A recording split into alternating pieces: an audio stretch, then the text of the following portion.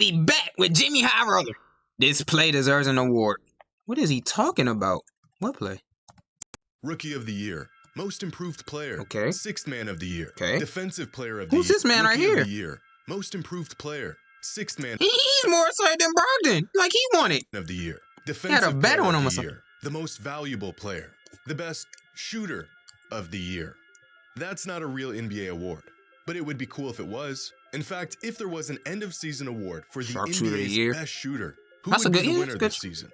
Maybe Duncan Robinson, Luke Kennard, Grayson Allen, Steph Curry? Well, according to some advanced metrics, there's actually one clear winner here. Crafted NBA, a site that curates some of the most interesting used this and before. I insightful think he used this NBA before. metrics, has a stat called shot quality. It's a unique metric that uses multiple variables like spacing and shooting efficiency and converts a player's shooting ability and shot selection into a point scale from 1 to 100. 1 being the worst, don't even think about putting up a shot, 100 being the best. Feel free to shoot any shot you'd like. Among point guards, Kyrie Irving has been one of the best shooters in the league this season. Kyrie with Irving's a point guard. I thought he was a shooting shooting quality guard because Luka's the point guard.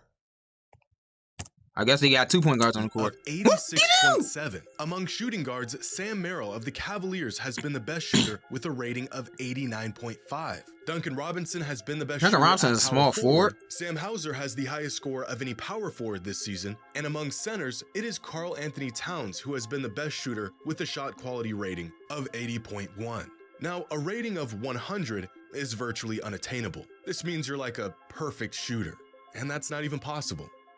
Unless your name is Steph Curry, who, according to the shot quality metric, has been the best shooter in the NBA this season with a shot quality rating of 100. Dang, he had a perfect out of 100, score. making him, in a landslide victory, the 2024 NBA Sharpshooter of the Year. But why stop here? Let's create some other NBA awards and find the rightful winners of the 2024 NBA season. Tatum. Gonna lose. First round exit Tatum. Today's All right. Max, Jimmy Highroller. only at DraftKings Sportsbook. Another turnover for Utah. Edwards gets it back and threw it down. This play was insane. Dunk of the year. The hang Yep. time, the Dunk of the energy, year. The reactions. I mean, He this broke has his gotta finger, be the too, on best that play. Or singular moment from this NBA season. It was so good. that Never it did should that have to you in gotten some practice? award or something. So let's give it one. The 2024 I Can't Believe That Just Happened Play of the Year award goes to Anthony Edwards for his dunk over John Collins. But we've got a lot of other awards to hand out here today, so let's bring them out and see our nominees. Our next award is the Kobe Bryant Get It Out the Net award for the player who is least likely to pass the ball once he gets it in his hands. The Ball Hog And our Award. Norman Powell. Norman Powell better be on this list. This is the Ball Hog Award. This award was made just for him. nominees this season are, He just wanted this award. That's all he wanted. This. He didn't care about no championship. He just wanted this award right here. of course, Michael The Possession Ends Here Porter Jr., Cam Thomas, Bojan Bogdanovic, That's Ball Jeremy Hog. Grant, Ball Klay Hog. Thompson, and Cam Whitmore. Ball Hog. Cam Whitmore is a ball. He deserves the Ball Hog, bro. He not getting enough minutes. He looking like my cousin. When he got benched, bro. He was mad. He said he want to pass the ball. Looking like all of us when we first start 2K. Then he Now- come off the bench. They remember that one 2K when 2K had us come off the bench when we start our career? When it passed the ball for shit. The eye test alone will tell you more often When than it not, passed, when these shit. guys touch the ball, their teammates have essentially 2 options. Crash the board or get back on D. Yep. But there's actually a If you get the board, give it right back to me. Yup. pretty intuitive way we can determine the rightful winner of this award. How often did a player touch the ball versus how often did they pass the ball? Are you receiving passes and swinging the rock, or are you pulling up whenever the ball touches your hands? Clay. And as you can see, all of our nominees touch the ball way more than they pass it. But there's one player that is head and shoulders above everyone else in Who? this award. Porter? And that is Cam Whitmore. Among players who Nah, I get don't blame him. I don't blame him. The dude comes off the bench and get out and get enough minutes that he deserves. I would be a ball hog too, bro. I would be a ball hog too, looking like me on my career back in 2020, 2K22, 2K21, 2K20, back in the previous 2Ks before 24, looking like me for real. At least Bench. 20 touches per game. Cam Whitmore is the only player in the entire league where the possession ends with him more than half the time. That's insane. For perspective, Michael Porter Jr. is notorious for not getting rid of the ball. And when he gets the ball, he passes it up 62% of the time compared to Whitmore's 49%. Here's a chart of the best scorers in the NBA and their points per touch. Some players like Jokic and LaMelo aren't going to have a crazy number here because they're playmakers. They feed their teammates more than they feed themselves. But for the most part, stars around the league are floating between Maxey? 0.3 Lillard? and 0.4 points per touch. Your playmate And then scores. here's some of our nominees for this award. Shay's a MPJ scorer. is just over 0.4 points per touch, along with Cam Thomas and Jeremy Grant. Clay and Bojan are near 0.45 points per touch. And then there's Cam Whitmore, who is averaging 0.51 points every time he touches the ball. A staggering number, and one that rightfully earns him the 2024 Kobe Bryant Get It Out the Net Award. Now, our next award isn't really one you want to be the recipient of, and that is the David Wesley I Just Want This Game to Be Over award. Now, most of you are probably wondering, who the hell is David Wesley? Well, David is the owner of the worst individual game performance since the NBA merger nearly 50 years ago. What do you do? He scored negative. He scored in a negative points. How you do that? He's the person, the only player in NBA history scoring in negative points. Statistical performance. He's got a negative. On April 12th, 2001, in a game against the Nets, Wesley went 0 for 13 from the field with no free throws attempted, 1 rebound, 1 assist, and 4 personal fouls in 29 minutes. Hey, looking like me on 2K doing that VC glitch. That's what he doing. That's what he trying to do. That's what he trying to do, that VC glitch. He just trying to get his check. Earning himself looking like me on my career, bro. Why I ain't trying to play the game, I'm just trying to get my VC, bro. A game and go on to the next one. Negative 11.7. Still, to this day, in NBA record. Well, it's not even a glitch, it's a method. It's only fitting that we name the award for the worst individual game. You looking like me on my career, trying to get that VC. Nothing else. There's one. I don't care about myself. I just want the VC. Just play the game. Get the game over with already. I'll get my VC. 8th of this season, in a game against the Cavs, Duncan Robinson went 0 for 7 from the field, 0 for 6 from 3, logged 0 rebounds, just 1 assist with 6 turnovers, 4 personal fouls, and 1 singular point from a free throw. This left Robinson with a game score of negative 11.2. By far, the worst individual game of the season, and statistically, the second worst performance since the NBA merger, which earns him a runaway victory for the David Wesley I Just Want This Game to Be Over award for the worst game of the 2023-2024 NBA season. With Fargo, the new virtual assistant from Wells Fargo. I know you had Wells Fargo. Next award we will be handing out is the 10th Man of the Year award. Now, as the name suggests, it's similar to the 6th Man of the Year award, but instead of going to the best player off the bench, this award is for the best and most productive player in the league who is way down the rotation and specifically plays less than 20 minutes a game. You can so dudes like Udonis has them basically. And Andre Iguodala. Last year, before he retired. Player in any given team's rotation. And sure, there's 9 players on their team who will see more minutes than them on a game-to-game basis, but a great team always needs a great 10th man. And for this award, our nominees are Mo Wagner, Kevin Love, TJ McConnell, Jonathan Isaac, Jalen Smith, and Luke Cornett. And here are some of their notable stats throughout this season, like minutes per game, estimated plus-minus, win shares, and their average game score. All 6 of these guys are playing way above the rotational spot and could very well be the first man off the bench on some teams, even a starter on some teams. But maybe their value comes from knowing the role as the 10th man and playing it so well. And hey, Kobe White just got dunked on. The 10th Man of the Year award goes to TJ McConnell. Now, TJ has had an interesting year. If you were to look at his numbers over the last few months, you wouldn't even think he was eligible for this award since he's filled more of a 6th man role over the last couple months. But at the beginning of the season, McConnell was out of the Pacers' rotation altogether on many nights, logging 8 DNPs in their first 30 games and playing brief 5 to 10 minute stretches in others. But anchoring the Pacers' second unit on offense and providing remember him from the play-in tournament. Y'all remember him from the play-in tournament? Halliburton. McConnell played himself back into the rotation and back into a valuable position for the team. In fact, he has been playing so well since the All-Star break, averaging 14 and 5 a game on 61% true shooting in under 20 minutes a night, that he has played himself from hardly even in the rotation to one of the best backup point guards in the entire league. And for this, TJ McConnell is our 2024 10th Man of the Year. Now our next award is a fun one, and one that the NBA should add in the future. Ooh. And that is the Allen Iverson Ankle Breaker of the Year award for the most electric display of handles this season. And here are the nominees. Miles McBride makes Evan Mobley touch earth. Off of the handoff. In and out.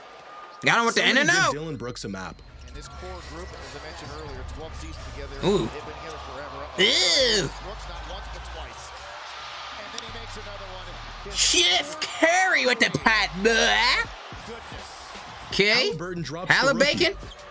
In 5 games, that's 5 per game. Here's a step back. Halliburton. Let that go in. Oh, that's the shake of my with style. And there's the skip. Brandon Ingram puts Jordan Nwora in a spin cycle. As Sherman Hamilton had mentioned, you have He literally does the flight. That's the move Flight be talking about. It's the football move. It's a football move. It's a football move. B.I. with the throwdown. He had this. Lonnie Walker cooks the Celtics defense. At once? All at once? Guarded tightly by Pritchard, spins around him, weaves through. Dang, get the whole team a bucket and the coach. Dang. And their fans. Now all of these plays Gave everyone in the building a bucket. Dang. disgusting. It's hard to choose just one. But the 2024 Allen Iverson Don't give it the Ankle bacon. Give Breaker it of the the Year award what's that one dude name? goes to Steph Curry. Yeah. For leaving Dylan Brooks lost. It was not either him or once, the McBride one. not twice, but 3 times in the same play. This game happened in the first week of the season and really kickstarted the year in a big way. Brooks was on his villain campaign all summer, and in their 3rd game back, Steph does this to him. One fan commented on this ankle breaker saying, Steph could have shot that off the dribble comfortably, but the pump fake was solely for the purpose of humiliating Brooks. And I'd like to think there's some truth to this. So for that, Steph is the winner for the Ankle Breaker of the Year award. The next award we're handing out today is the Prime James Harden One-Way Player Award for A one-way star. That's crazy. the best That's offensive crazy. You have to say that. You know what I'm saying? You don't play no defense. You have to say one-way player of the year. player in He only had some defensive highlights against Lou Dort in the bubble. the league this You know? season. The NBA has a Defensive Player of the Year award, they have the Most Valuable Player of the Year award, but they don't have an Offensive Player of the Year award. So let's give one out.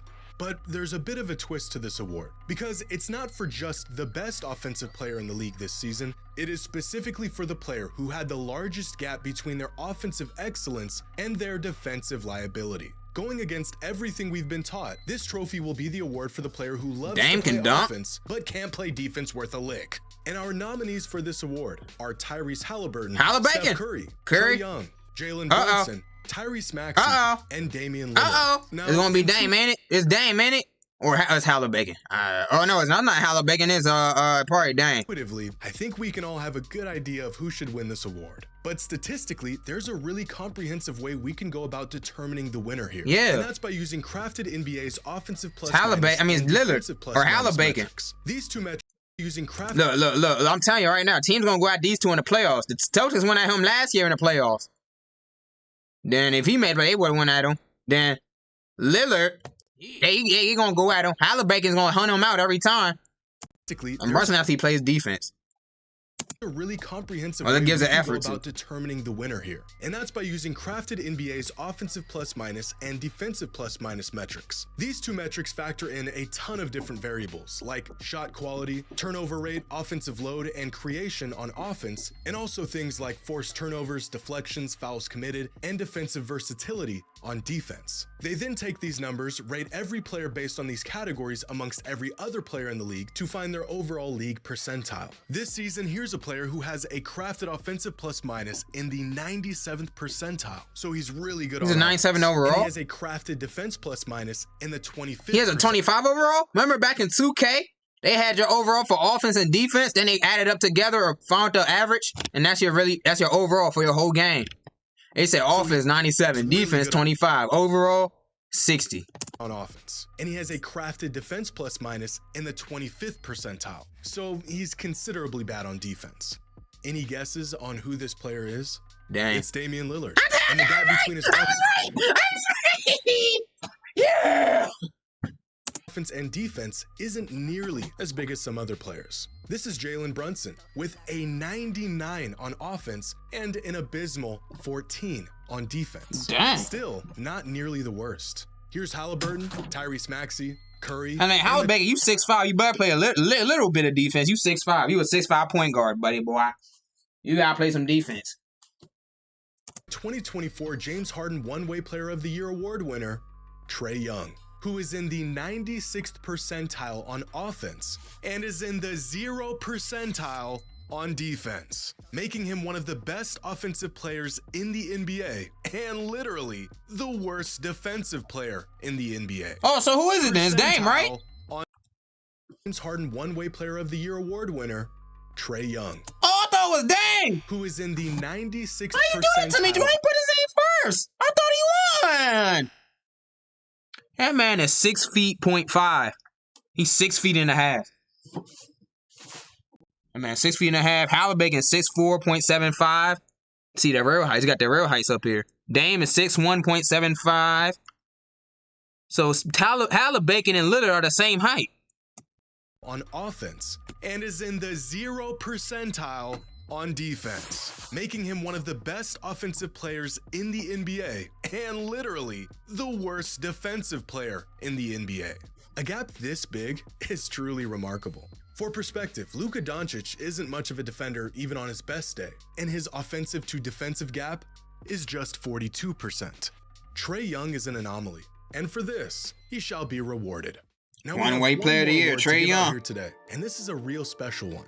We all love a player who can change a game, ignite his team, do all the dirty work, and not have to score the ball to make a difference throughout a game. These kind of players are a different breed and rarely get the credit they deserve. Zoo, it's you. So let's give them one. Zubac. For our last award, we have the Dennis Rodman I Don't Need the Ball to Make a Difference award. No, it's Russ. It's Russ, not Zoo. You a candidate, but it's gonna be Russ. Who leaves Russ. the mark on It's Russ. every Russ game doing all this for the without Clippers right really now, needing to bro. score all that often. This award is pretty much the opposite of the Kobe Bryant Get It Out the Net award, where those guys find their value in getting straight buckets. These players find their value in everything else. Hustle, And yep. our nominee Ben Simmons would have been a legend at this, bro. value in With getting Finn Philadelphia, he would have been a legend at this. straight buckets. These players find their value in everything else. Yeah, Ben Simmons would. Hey, in Philadelphia, Ben Simmons would have been a bucket, bro. He would have won this every year. 76ers, Ben Simmons would have won The this. nominees are Jonathan Isaac, Yusuf Nurkic, Isaiah Hartenstein, Draymond Green, Russ. Alex Caruso, Russ. and Herb Jones. And here are some numbers that will help us determine the winner of this award. Not even Usage Zoo. percentage, their estimated plus minus, their crafted defense plus minus, and their estimated wins. And according to these metrics and its impact on the court, our winner of the Dennis Rodman I Don't Need the Ball to Make a Difference award is Isaiah Hartenstein. Despite scoring just 7.8 points per game on 11.7% usage this season, Hartenstein has an estimated plus minus of plus 4.7, which ranks 14th in the entire league this season. His defense is also in the 99th percentile. It better be. He plays with Tom Thibodeau, bro, and he gets PT. You better play some defense.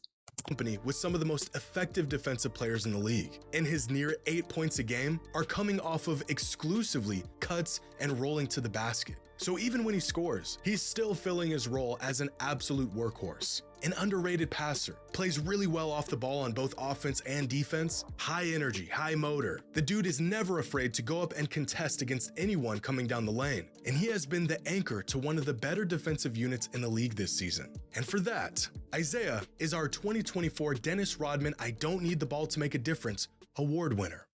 And there you have it, 8 new NBA awards I just made up, and the 8 well-deserved winners. Let me know what you think. If you could add an award to the end of the season, what would it be? And who do you think would be the recipient?